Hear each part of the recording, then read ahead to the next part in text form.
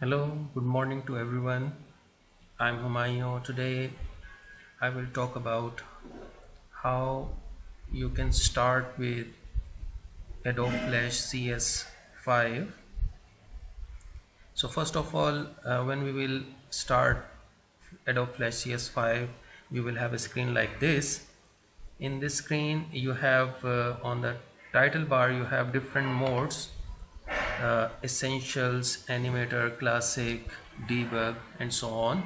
So what I prefer is the classic one. So first of all, I will change the mode to the classic one, and then so the mode has been changed now what we have to do is we have to create a new file, flash file. So what I'm going to do is, first of all, you have to click on active ActionScript 3.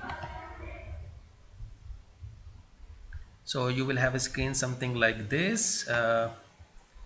Before going to do anything, what we have to learn is what is the environment we have here.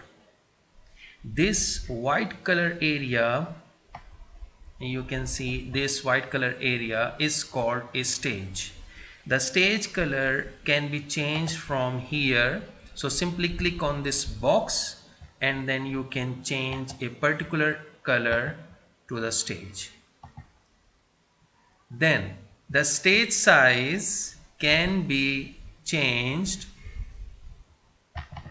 by making edit. So for example, you want to change its dimension to 550 to maybe 400 width and height say 300. Say click OK. So you can see that the size of the stage has been changed now. So let us go back and then change it to the default size to 550 and 400 again. So that's it. Now the other thing what we have to know is, which are very important, on your right side you have a properties window. So this properties windows is used to change the properties of this selected object. Right now we have changed the properties of the stage. So as soon as I will have some objects which are which have been drawn and selected on the stage, their properties can be changed from this properties window. Then on the top, after this menu bar, you are having a timeline tag. Actually, you can find this window from this timeline. Go to window menu and then timeline. So if you will uncheck, this will disappear. In order to bring, you have to click it again. This timeline window is very important while creating the animations. We will see in the later stages how we will use it. So now what we are going to do is, there is another window which is actually the tool bar or tools window. So you can see that the tools window can also be shown or displayed from here. This tool window you can have, there are some which tells us that when you will click on a particular tool and keep it pressed, you will have the related tools in this same tool. For example, the pen tool will have add anchor, delete anchor, convert anchor points, and so on. So there are some tools which are having this small arrow on the bottom right corner. So when you will click on this and keep the mouse pressed, then you will have the other tools related to this particular tool. Now first of all, what we are going to do is we will see how to draw by using this Adobe Flash. So let us say we will start from here. We will use a rectangle tool, and then so in the bottom of the toolbox you can see here there are two colors. So the first one is for the stroke color and the other one is for the fill color. The stroke color right now is black and the fill color is right now green. So you can change those colors also. So for example, you are changing them like this, for example. And now we are going to draw a simple rectangle. Remember, when you will click on this rectangle, you will have a properties of the rectangle. So the stroke size can be increased either by pressing this bar or by simply typing the value here. Say the stroke size, let us say it is 3. And now we are going to draw another rectangle. So you will observe that the stroke size has been increased. So you will have a little bold outline of this rectangle.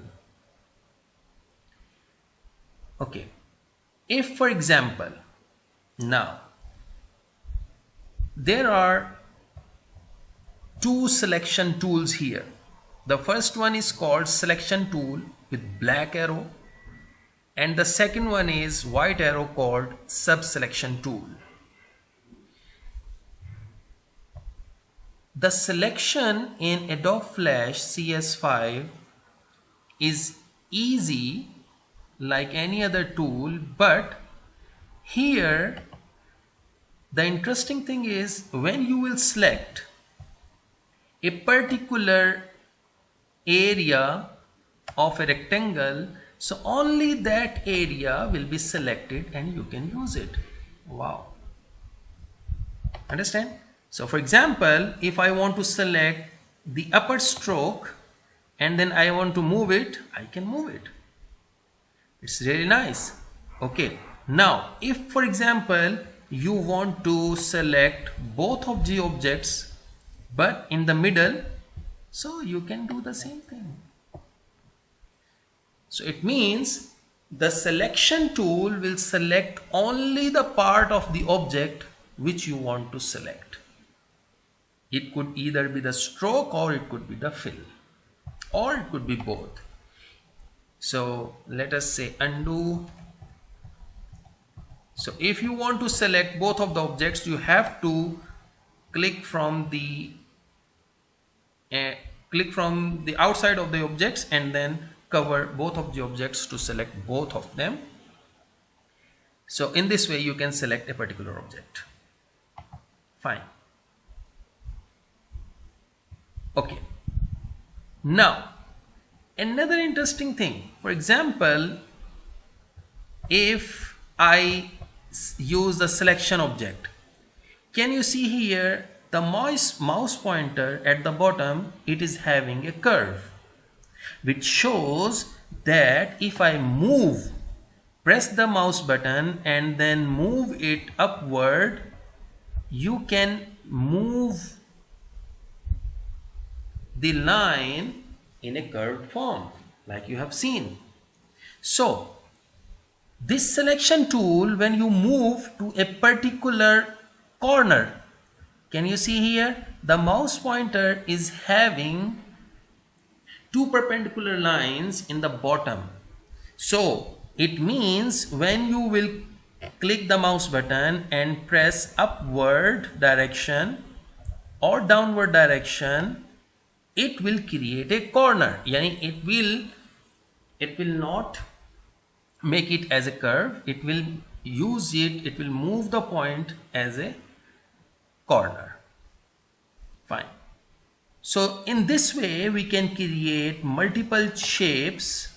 You can see here from a rectangle I have created something like this, and then later on you can have, let us take a black color stroke, and then say for example blue color eyes. So thank you very much. Bye bye.